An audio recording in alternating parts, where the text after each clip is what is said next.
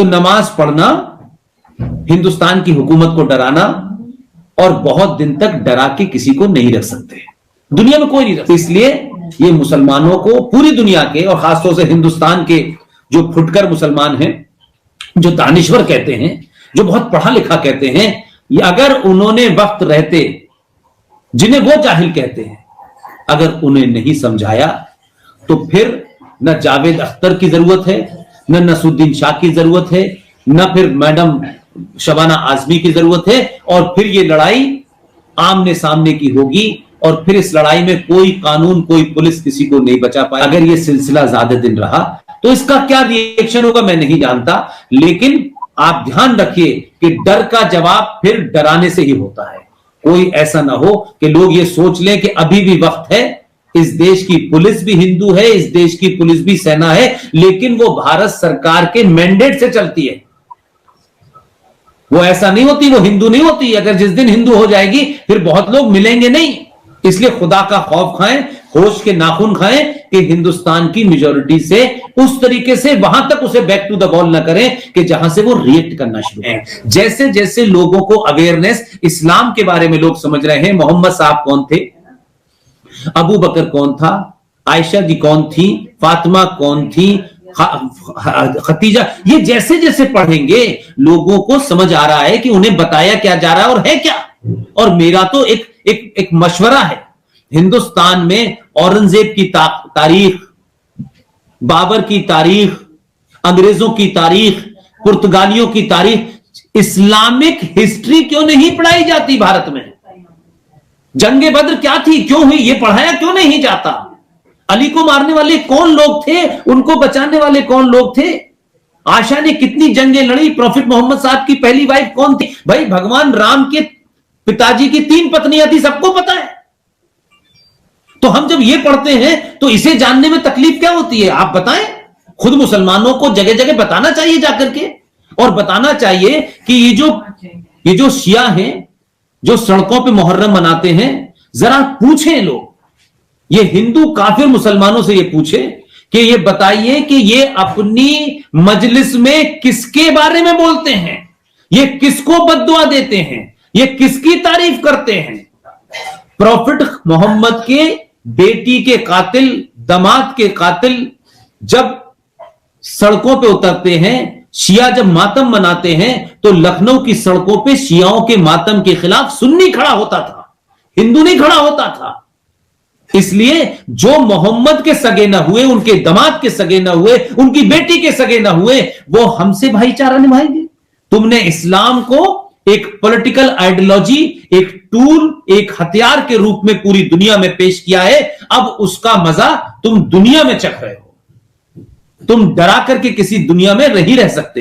हिंदुस्तान की किसी भी हुकूमत ने, वो कैसी भी रही हो, कभी मुसलमान को डराने की कोशिश नहीं की। लेकिन आज ये मुल्क जो कभी नहीं था, जो ये सोचता नहीं था, जिसकी नसें ये नहीं थी, जिसकी सोच ये नहीं थी, जिसकी जड़ें ये नहीं थी, वो भी ये कहता है कि 2002 बार बार होते रहना चाहिए, क्योंकि इनका डर जब तक इनको नहीं लगेगा तब तक ये किसी दूसरे को जीने नहीं देंगे। आप बंगाल में मारेंगे, आप दिल्ली में अंकित शर्मा के 56 बार चाकू मारकर भारत की सरकार को ये डराएंगे कि आईबी के अफसर को हम मार सकते हैं। तो भाई दुनिया बहुत दिन तक गुंडागर्दी से नहीं चलती है, लिहाजा ये सड़कों पे नमाज पढ़ना हराम है। ये जो लोग पढ़ रहे हैं ये बोको हराम के लोग हैं, ये आईएस के लोग हैं। सलमान खुर्शीद को इनके बारे में बताना चाहिए, दिग्विजय सिंह को इनके बारे में बताना चाहिए, भगवान राम और सीता के बारे में नहीं बताना चाहिए। हमारे यहां भगवान राम श्रीलंका गए थे अपनी पत्नी को छुड़ाने के लिए, सोने की लंका थी। अरे भाई वहां से 2 तोला सोना लेके नहीं लौटे थे। और जिस दिन भी देश के लोगों को पता चल जाए कि भगवान राम वहां से सोना लेके लौटे थे, इस देश का आदमी उनकी पूजा नहीं करेगा। उनकी पूजा इसलिए करता है कि वो एक अधर्मी ने कोई काम किया, उसके गए, उसको मारा, अपनी पत्नी को छुड़ाया और वहां का राज वहीं के लोगों को देके वापस आ गए। हमारे यहां माल गनीमत नहीं है कि माल आपस में बटेगा, लूट का भी बटेगा और औरतें भी बटेंगी। हमारे यहां कोई किताब ये नहीं कहती है। इसलिए 2 सभ्यताओं का टकराव है, is a clash of civilisation. आप उसे मजहब कहते हैं, मैं उसे ओपिनियन कहता हूं। आपकी एक विचार है, ईसाइयत भी एक विचार है, ऐसे ही इस्लाम भी एक विचार है, सिखिज्म भी एक विचार है, लेकिन ओपिनियन सनातन नहीं है। सनातन साइंस है, शुद्ध साइंस है, जो कायनात बनाई है, ऊपर वाले ने बनाई है, अल्लाह ने बनाई है, ईश्वर ने बनाई है। हम उस कायनात को किस तरह प्रिजर्व किया जाए, उसको वो लौटा दे जो हमने उससे लिया है, यही सनातन है।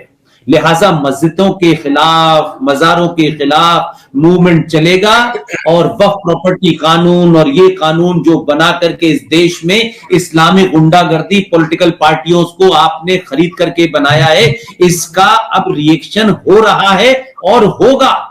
इसलिए मैंने कहा कि प्रॉफिट मोहम्मद का कोई कार्टून बनाए। अरे भाई, तो मैं ये पूछ रहा हूं, जब प्रॉफिट मोहम्मद को आपने नहीं देखा, मैंने नहीं देखा, तो कोई कुछ भी प्रॉफिट मोहम्मद का बनाए, मुझे क्यों बुरा लगेगा? हम कैसे मान लेते हैं कि जिसने कार्टून बनाया है ये प्रॉफिट मोहम्मद की बनाया होगा? बनाते रहो जिसको जो बनाना है। कोई शक्ल किसी को पता थी उनकी? और जब किसी की शक्ल नहीं होगी ओरिजिनल, तो उसका कार्टून कैसे बन सकता है? सही होता है। मैं कोई इलॉजिकल बात कर रहा हूं? तो मेरा कहना है कि ये सारा डिमॉन्स्ट्रेशन जो है पाकिस्तान में, हिंदुस्तान में, बांग्लादेश में, ये पावर कैप्चर की लड़ाई है। इस्लाम उसमें टूल की तरह इस्तेमाल हो रहा है, उसमें नमाज भी जो है मतलब इन्वॉल्व की जा रही है, रोजे को भी इन्वॉल्व किया जा रहा है, जैसे कश्मीर में होता है कि देखिए रमजान का महीना चल रहा है, भारत को सीज फायर कर देना चाहिए। अरे रमजान के वक्त में तो तुमने तब भी लड़ाई लड़ी थी, जब डायरेक्ट एक्शन तुमने 1946 में किया था, तब भी रमजान का महीना था, तब भी सोहरावर्दी ने हिंदुओं को मारा था बंगाल के अंदर। जंगे बद्र भी उस वक्त हो रही थी जब रमजान का महीना था। तो भारत सरकार तो रमजान की वजह से अपना सीज फायर कर दे, लेकिन दहशतगर्द मुसलमान जो आ रहा है उसका सीज फायर नहीं होता, पाकिस्तान के फौजी का फायर जो है वो सीज फायर नहीं होता। तो हमसे बड़ा कौन है मुसलमान? हमसे बड़ा कौन है मुसल्लत जिसका ईमान है? हम तो तब भी मानते हैं, और अपने ही लोगों को खो रहे हैं, अपनी ही कॉन्स्टिट्यूशन, अपनी टेरिटरी को खो रहे हैं, तब भी हम उसको मानते हैं। तो नमाज पढ़ना, हिंदुस्तान की हुकूमत को डराना, और बहुत दिन तक डरा के किसी को नहीं रख सकते, दुनिया में कोई नहीं रख सकता। इसलिए ये मुसलमानों को, पूरी दुनिया के और खासतौर से हिंदुस्तान के जो फुटकर मुसलमान हैं, जो दानिश्वर कहते हैं, जो बहुत पढ़ा लिखा कहते हैं, ये अगर उन्होंने वक्त रहते, जिन्हें वो जाहिल कहते हैं, अगर उन्हें नहीं समझाया तो फिर न जावेद अख्तर की जरूरत है, न नसरुद्दीन शाह की जरूरत है, न फिर मैडम शबाना आजमी की जरूरत है, और फिर ये लड़ाई आमने सामने की होगी, और फिर इस लड़ाई में कोई कानून, कोई पुलिस किसी को नहीं बचा पाएगी। मैं उस दिन के से डरता हूं, उस दिन के लिए सोचता हूं कि यह कम से कम हमारे सामने न हो, लेकिन सच बोलने से गंदगी अगर बाहर आ जाती है तो जल्दी आ जाए। अगर आप इसे झूठ बोलना चाहते हैं, सेकुलरिज्म, हिंदू मुस्लिम भाई भाई, ये भाईचारा, गंगा जमुना, ये बहुत दिन तक तो इसलिए चला कि लोगों को पता नहीं था। तो मस्जिद के बाहर निकल करके, मस्जिद के नाम पर करोड़ों रुपए इकट्ठा करके आप जो काम कर रहे हैं, सड़कें घेर रहे हैं, लोगों के, हिंदुओं के घरों की छतों पे चढ़ के नमाज पढ़ रहे हैं, आप उनके घर के दालान में नमाज पढ़ रहे हैं, और वो लोग छुप के बैठ जाते हैं। दिल्ली में कई कॉलोनीज पे लोग मकान छोड़ के चले गए। अगर ये सिलसिला ज्यादा दिन रहा तो इसका क्या रिएक्शन होगा मैं नहीं जानता, लेकिन आप ध्यान रखिए कि डर का जवाब फिर डराने से ही होता है। कोई ऐसा ना हो कि लोग ये सोच लें कि अभी भी वक्त है, इस देश की पुलिस भी हिंदू है, इस देश की पुलिस भी सेना है, लेकिन वो भारत सरकार के मैंडेट से चलती है। वो ऐसा नहीं होती, वो हिंदू नहीं होती। अगर जिस दिन हिंदू हो जाएगी फिर बहुत लोग मिलेंगे नहीं।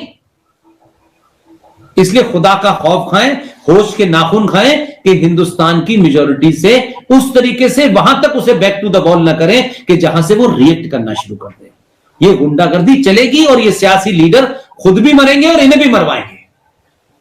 और ऐसा नहीं कि मुसलमान इस बात से अवेयर नहीं है, लेकिन मुसलमान को यह लगता है कि ये करने से ही हम पावर कैप्चर होंगे, यही हमारी मस्कुलर पावर है, यही इस्लामिक तलवार है, यही टीपू सुल्तान है।